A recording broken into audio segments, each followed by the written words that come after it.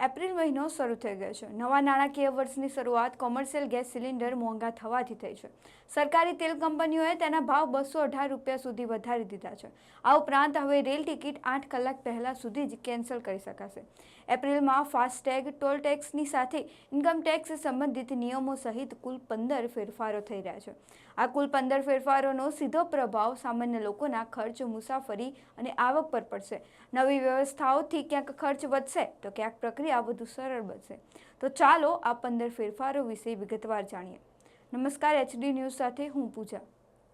પહેલો ફેરફાર, commercial gas cylinder 218 રૂપિયા મોંઘો।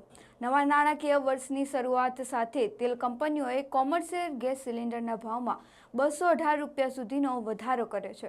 ચેન્નઈમાં તે સૌથી મોંઘો 2246.50 રૂપિયામાં મળે છે। દિલ્હીમાં તેની કિંમત 2078.50 રૂપિયા થઈ ગઈ છે। કોમર્શિયલ સિલિન્ડરના ભાવ વધવાથી રેસ્ટોરન્ટ માલિકોનો ખર્ચ વધશે। ખર્ચ વધતા ખાવા પીવાના સામાનના ભાવ પણ વધી શકે છે। આવી સ્થિતિમાં તેઓ ચા, નાસ્તો અને થાળી મોંઘા કરી શકે છે। બીજો ફેરફાર, રેલ ટિકિટ કેન્સલેશન નિયમ કડક થયા। હવે ટ્રેન છૂટવાના 8 કલાક પહેલા સુધી જ ટિકિટ કેન્સલ કરવા પર રિફંડ મળશે। આ સમય પહેલા 4 કલાકનો હતો। સાથે જ મુસાફરોને 30 મિનિટ પહેલા સુધી બોર્ડિંગ સ્ટેશન બદલવાની સુવિધા પણ મળશે। આ નિયમથી મુસાફરોને સમયસર નિર્ણય લેવો જરૂરી બનશે। સમયસર ટિકિટ કેન્સલ ન કરી શકવા પર પૈસાનું નુકસાન થશે। રિફંડના નિયમોને કડક કરવાથી સામાન્ય યાત્રીઓને કન્ફર્મ ટિકિટ મળવાની સંભાવના પણ સાથે વધશે। ત્રીજો ફેરફાર, ફાસ્ટેગ એન્યુઅલ પાસ મોંઘો થયો। આજથી ફાસ્ટેગનો એન્યુઅલ પાસ રિન્યૂ કરાવવા પર તમારા વોલેટમાંથી વધુ પૈસા કપાશે। NHAIએ એન્યુઅલ પાસની કિંમતોમાં 2.5% વધારો કર્યો છે। એટલે કે 3000 રૂપિયાના પાસ માટે તમારે હવે 3075 રૂપિયા ચૂકવવા પડશે। આ પાસ દેશભરના 200 ટોલ પર સરળ મુસાફરી માટે ઉપયોગી છે, છતાં વધેલા ખર્ચથી નિયમિત મુસાફરો પર તેની અસર પડશે। ચોથો ફેરફાર, ટોલ પ્લાઝા પર કેશ સંપૂર્ણ બંધ કરાયું। આજથી તમામ ટોલ પ્લાઝા પર રોકડ વ્યવહાર સંપૂર્ણપણે બંધ કરી દેવામાં આવ્યો છે।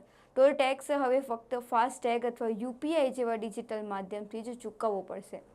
આ નિર્ણય ડિજિટલ પેમેન્ટને પ્રોત્સાહન આપવા માટે લેવાયો છે। જો તમારી પાસે ફાસ્ટેગ નથી અથવા તેમાં બેલેન્સ ઓછું છે તો UPIથી જ ટોલનો વિકલ્પ રહેશે, પરંતુ ફાસ્ટેગ વગરના લોકો માટે મુશ્કેલી ઊભી થઈ શકે છે।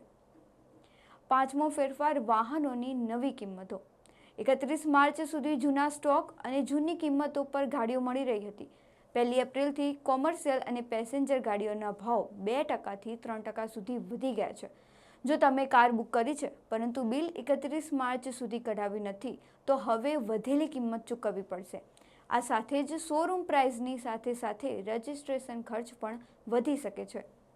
છઠ્ઠો ફેરફાર, એસેસમેન્ટ યર સમાપ્ત થઈને હવે ફક્ત ટેક્સ યર। નવો ઇન્કમ ટેક્સ એક્ટ 2025 હવે લાગુ થઈ ગયો છે।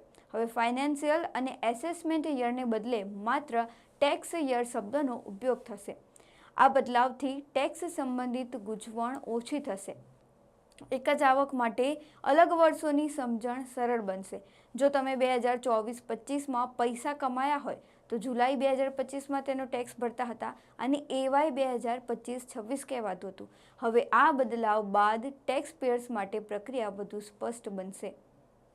સાતમો ફેરફાર છે, નવી ટેક્સ રિજમ હેઠળ ફાઇલિંગ। નવી ટેક્સ રિજમ મુજબ આવક પર ટેક્સ છૂટની મર્યાદામાં ફેરફાર કરવામાં આવ્યો છે। સેલેરીડ લોકો માટે 12.75 લાખ સુધી આવક ટેક્સ ફ્રી છે। અન્ય લોકો 12 લાખ સુધીની આવક પર ટેક્સ છૂટ મેળવી શકે છે।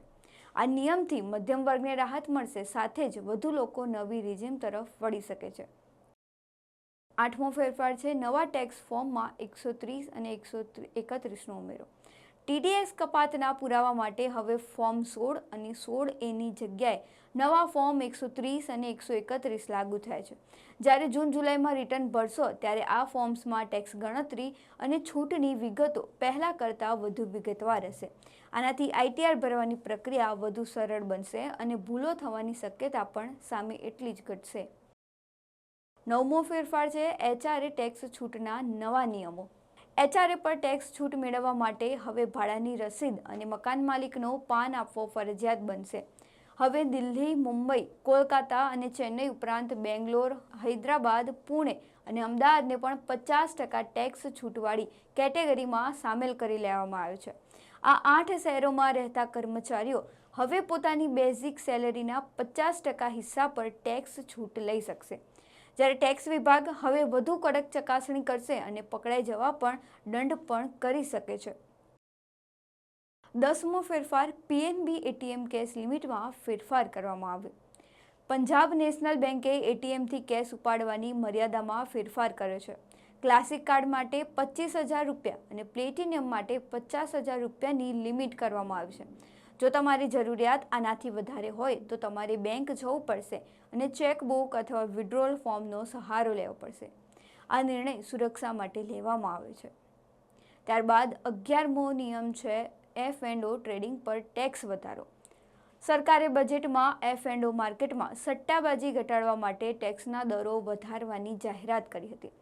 ફ્યુચર્સના વેચાણ પર હવે 0.02%ને બદલે 0.05% ટેક્સ લાગશે. જ્યારે ઓપ્શન્સના પ્રીમિયમ પર આ ટેક્સ 0.1%થી વધારીને 0.15% થઈ ગયો છે. આનાથી ઇન્ટ્રાડે અને ફ્રીક્વન્સી ટ્રેડર્સ માટે હવે દરેક ટ્રેડનો ખર્ચ વધી શકશે. વધુ ટેક્સ ચૂકવવાથી તેમની નેટ કમાણી પણ ઓછી થઈ શકે. 12મો ફેરફાર, સોવરિન ગોલ્ડ અને બોન્ડ પર નવો નિયમ. હવે માત્ર આરબીઆઈ પાસેથી સીધા ખરીદેલા ગોલ્ડ બોન્ડ પર જ ટેક્સ છૂટ મળશે. જો તમે શેરબજારમાંથી કે કોઈ અન્ય રોકાણકાર પાસેથી આ બોન્ડ ખરીદ્યા છે તો હવે તમારે મેચ્યોરિટી પર મળતા નફા પર ટેક્સ ચૂકવવો પડશે. આનાથી એવા લોકોનો નેટ નફો ઘટી જશે જેઓ બજારમાંથી બોન્ડ ખરીદીને ટેક્સ બચાવતા હતા. હવે મેચ્યોરિટી પર મળતા નફાને કેપિટલ ગેઇન ગણવામાં આવશે, જેના પર ટેક્સ કપાત પછી તમારા હાથમાં આવતી રકમ પહેલાં કરતાં ઘટી જશે. 13મો ફેરફાર છે બેઝિક પેમાં 50%નો નિયમ. નવા લેબર કોડ મુજબ બેઝિક સેલેરી હવે સીટીસીના ઓછામાં ઓછા 50% હોવી જોઈએ. કંપનીઓ ભથ્થાને 50%થી વધુ રાખી શકશે નહીં. આનાથી પીએફ અને ગ્રેજ્યુઇટીમાં વધારો થશે, પરંતુ ઇનહેન્ડ સેલેરી તમારી ઘટી શકે છે. લાંબા ગાળે રિટાયરમેન્ટ ફંડ માટે પણ આ નિયમ ફાયદાકારક રહેશે. 14મો ફેરફાર છે 2 દિવસમાં ફૂલ એન્ડ ફાઇનલ સેટલમેન્ટ. અત્યાર સુધી નોકરી છોડવા પર બાકી પૈસા મળવામાં 90 દિવસ સુધીનો સમય લાગતો હતો, પરંતુ હવે નોકરી છોડ્યા પછી કંપનીએ 2 દિવસમાં કર્મચારીને તમામ બાકી રકમ ચૂકવવી પડશે. નોકરી બદલનારાઓને મહિનાઓ સુધી રાહ જોવી પડશે નહીં. જો કંપની 2 દિવસમાં પેમેન્ટ નથી કરતી તો કર્મચારી લેબર વિભાગમાં ફરિયાદ કરીને વ્યાજ સહિત પૈસાની માંગણી કરી શકે છે. 15મો અને છેલ્લો ફેરફાર, પાન કાર્ડ માટે નવા નિયમો લાગુ કરવામાં આવ્યા. પાન કાર્ડ બનાવવા માટે હવે આધાર કાર્ડને જન્મ તારીખના માન્ય દસ્તાવેજની યાદીમાંથી હટાવી દેવામાં આવ્યું છે. હવે આધારને માત્ર સરનામાના પુરાવા તરીકે જ સ્વીકારવામાં આવશે. જો તમે નવું પાન કાર્ડ બનાવવા માંગો છો અથવા જૂના કાર્ડમાં જન્મ તારીખ બદલવા માંગો છો તો હવે આધાર સાથે અન્ય દસ્તાવેજો આપવા પડશે, જેમાં જન્મ પ્રમાણપત્ર અને 10મા ધોરણની માર્કશીટનો સમાવેશ થાય છે. આ તમામ ફેરફારોની અસર હવે સામાન્ય નાગરિકોના જીવનમાં અને ખિસ્સાઓ પર પડશે. જોકે કેટલાક ફેરફારોથી નાગરિકો માટે સુરક્ષા વધશે અને કેટલીક પ્રક્રિયાઓ સરળ બનશે. જો તમને આ માહિતી ઉપયોગી લાગી હોય તો લાઇક અને શેર કરો. સાથે જ આવા અગત્યના વધુ સમાચાર માટે અમારી ચેનલને સબસ્ક્રાઇબ કરો.